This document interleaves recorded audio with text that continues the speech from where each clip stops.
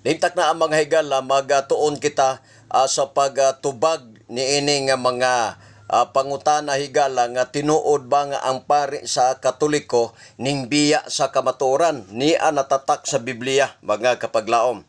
Osiya sa 4:7 sa nagkadaghan hinuon ang mga pari misamot ang ilang pagpakasala kanako ilisan kog kaulawan ang ilang kanungganan. Nagpasabot mga higala nga dunay pare nga nagkadaghan nga nisamot ang ilang pagpakasala. Unsa may sala sa pare mga higala, pare nga Katoliko. Sumala sa Malakias 2:8, apan kamo mga pari mibiya sa kamatuoran. Ang gitudlo ninyo ang pagtukbod hinuon sa kadaghanan sa pagbuhat og sayop. Gilapas ninyo ang kasabutan sa akong gibuhat uban kaninyo. But pasabot higala, ang sala nagkadaghan sa mga pari tungod kay nibiya man sa kamatuoran. Karon unsang kamatuoran nga ilang gibiyaan mga higala? Ezekiel 22:26 matod pa dire mga kapaglaom ato ning basahon. 22:26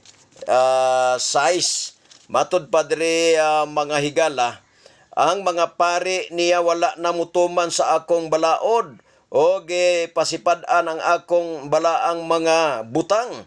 Ngano man, unsa man, pareho alang kanila ang mga butang, balaan og dili balaan, og ang hinlo og ang dili hinlo, og wala nila panumbalinga ang akong adlay-pulay.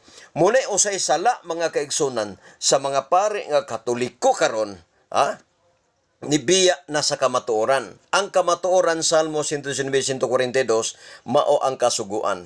Ang kasuguan ilang giusab. 10 commandments na ay gidili nga larawan apan ang ila wala na. Unya, ang adlaw Sabado dito gilisdan nilag Domingo. Di ba nako kay pasipala mga kaigsunan? Unya, dunay mga paring Katoliko sa Israel. Mato pang G. Carlo, Israel ako na. Pero naa di pari sa Israel mga kaigsunan, Katoliko. Nibiya na to kay ngano man dili na pareho sila sa mga Israelinon kay ngano man naglahi na sila Domingo na mga kaigsunan. Unya ayaw pag tuga-tuga brada J. Carlo nga muingon ka nga akong gituyo nga lubat. Nalubat gyud to, no? Pero lipay ka nga nalubat higala. Ningon pa ka nga sa sunod na lang lahi na pugtima. Muna ayaw pagpanabi kay klaro kaayo gikatag-katag namo ni nga naglisod ka, bata pa manggug ka. Muna nga salamat kayo nga masabdan nimo. Salamat kay sa imong apel sa programa sa pag-utingkay sa kamatuoran sa Facebook nako. Salamat kayo, Jay.